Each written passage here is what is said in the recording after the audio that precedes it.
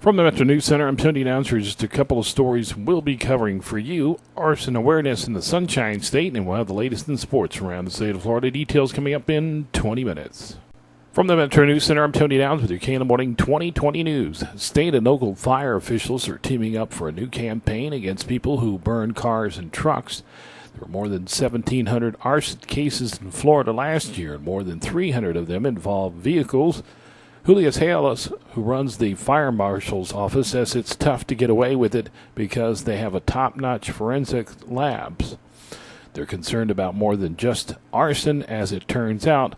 Hales says there has been plenty of cases where cars and trucks are torched to try to conceal or destroy evidence of more serious crimes like murder.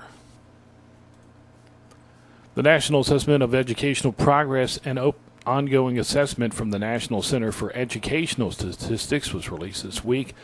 Also called the nation's report card, the assessment notes that Florida students need to step up their math game. According to the NAEP, roughly 19% of Florida's 12th grade students taking the test scored as proficient or advanced when it came to math. The assessment checked on such subjects as geometry and algebra, looking at the percentage of students who demonstrated solid performance in those subjects. While the scores for Florida students were not the most encouraging, the national average was not much better.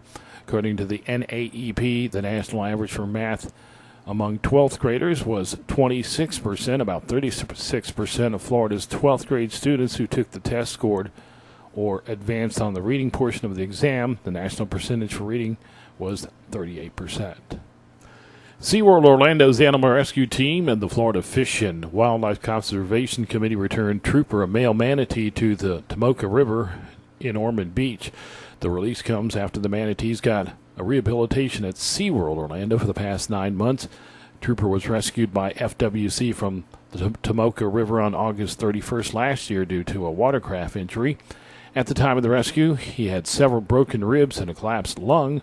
Following his rescue, FWC transported him to SeaWorld Orlando, where he received medical treatment for rehabilitation, including antibiotics, tube feeding, and other supportive care. Trooper was also placed in a wetsuit to help him with an issue. SeaWorld officials said Trooper received his name because of the obstacles he overcame from his severe injuries. Tiger Woods, with an injured back, won't be defending his title this week at the Players' Championship in Ponte Vedra Beach. Even without Woods, it's a still strong field that will be going after the richest purse at $10 million. Adam Scott, Phil Mickelson, and Master Champ Bubba Watson are headliners at the TPC Sawgrass. Keeping you informed with up-to-the-minute news twice an hour. Breaking news when it happens from the Metro News Center. I'm Tony Downs with you. Key in the Morning 2020 News. Depend on it.